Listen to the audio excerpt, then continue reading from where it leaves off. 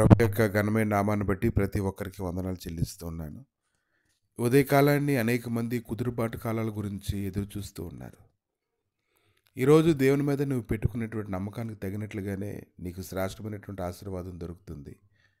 అది ఎలా దొరుకుతుందంటే, నిండుగా కొలిచి నీ ఒడిలో దేవుడు ఆ యొక్క ప్రతిఫలాన్ని పోసేటంతగా ఇస్తానని ఉదయకాలాన్ని నిన్ను బలపరుస్తూ ఉన్నారు. ఇస్కియా అనేటువంటి వ్యక్తిని గురించి ఆలోచన చేస్తూ ఉన్నప్పుడు 2వ దినవృత్తాంతాల్లో అతడు చెప్తూ ఉన్నాడు, తనతో ఉన్నటువంటి వారితో ఇలా మాట్లాడుతూ ఉన్నాడు. మీరు దిగులు పడకుడి, ధైర్యము విడవకుడి. అష్షూరు రాజుకైనను అతనితో కూడా ఉన్న సైన్యం అంతటికైనను మీరు భయపడవద్దు, విస్మయం పొందవద్దు. అతను కలిగి ఉన్న సహాయం కంటే ఎక్కువ సహాయం మనకు కలదు. మాంస సంబంధమైన బాహువే అతనికి అండ.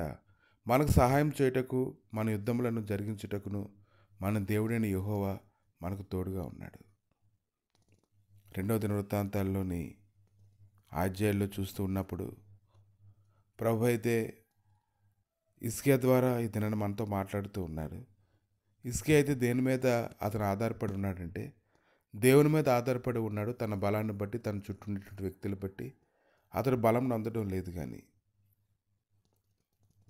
కనుక ఈ దినాన సర్వశక్తిమంతుడైనటువంటి దేవుడు నీ కుదురుబాట్లు కాలం తీసుకొని రావాలని కోరుకున్నప్పుడు నువ్వు దాని గురించి కనిపెట్టుకుని ఉండేలాగా ఉండాలి. శత్రువు అయితే ఇతని యొక్క ప్రజలందరిలో కూడా ఏవో రకరకాలైనటువంటి విత్తనాలు విత్తుతూ ఉన్నాడు, భయపెడుతూ ఉన్నాడు, బలహీనపడుతూ ఉన్నాడు.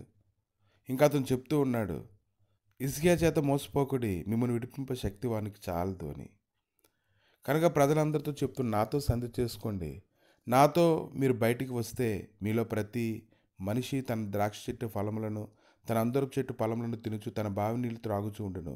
నేను వచ్చి మీ దేశం వంటి దేశమునకు, అనగా గోధుమలను ద్రాక్షరసము గల దేశమునకు, ఆహారమును ద్రాక్ష చెట్లను గల దేశమునకు మిమ్మల్ని తీసుకొని పోదునని యెషయా 36వ అధ్యాయము 13, 17 వచనాల్లో ఆయన మాట్లాడుతూ ఉన్నారు.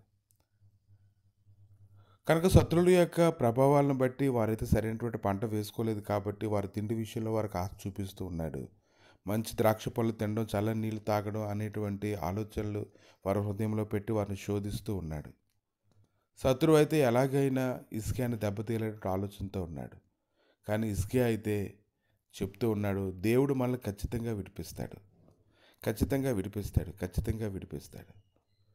కనుక నీ భక్తి నీకు ధైర్యం పుట్టింపదా, నీ యథార్థ ప్రవర్తన నీ నిరీక్షణకు ఆధారం కాదా అని మాట్లాడుతూ ఉన్నాడు.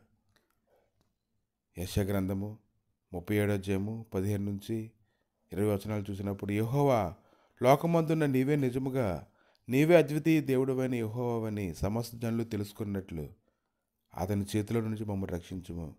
పదే పదే అతను ప్రార్థన చేస్తూ ఉన్నాడు, పదే పదే దేవుని దగ్గర వేడుకుంటూ ఉన్నాడు. అయితే ప్రభు అతనికి ఏ విధమైనటువంటి బలాన్ని ఇస్తూ ఉన్నాడు.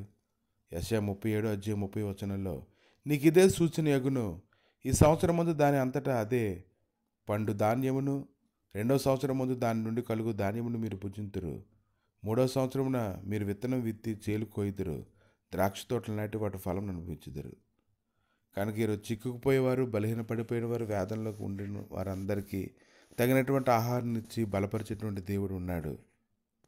ఇంకా చూస్తే పరిస్థితులన్నిటిని బట్టి అన్ని విషయాలను కూడా ఇస్కియా ఎంతో నలిగిపోతూ ఉన్నప్పుడు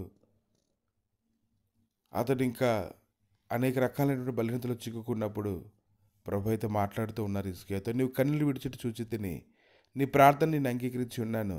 ఇక 15 సంవత్సరముల ఆయుష్ నీకు ఇచ్చేదను. మరి ఈ పట్టణము నేను కాపాడుచు నిన్ను నీ పట్టణమును అష్షూరు రాజు చేతుల నుంచి పడకుండా విడిపించుదనని ఆయన మాట్లాడుతూ ఉన్నారు.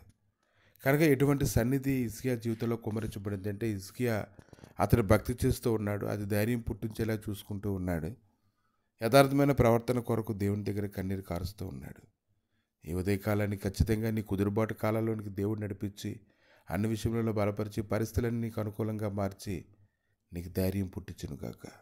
ప్రభువా, ఉదయకాలాన్ని నిన్ను బట్టి నాయన ధైర్యం పొంది ఉంటుండగా నీ గొప్ప కృపా సన్నిధి సమాధానం తోడుగా ఉంచి నీ మహిమతో రేపు నడిపించమని, బలపరచమని, నీ శాశ్వతమైన సన్నిధిని తోడుగా ఉంచి కృప చూపించి మీరే మహిమ పొందమని, ప్రతి విధమైన కీడులో తప్పించమని, మహిమగంత ప్రభావాలు పొందమని యేసుక్రీస్తు నామములో నాయన అడిగి వేడుకుంటున్నాము తండ్రి. ఆమేన్.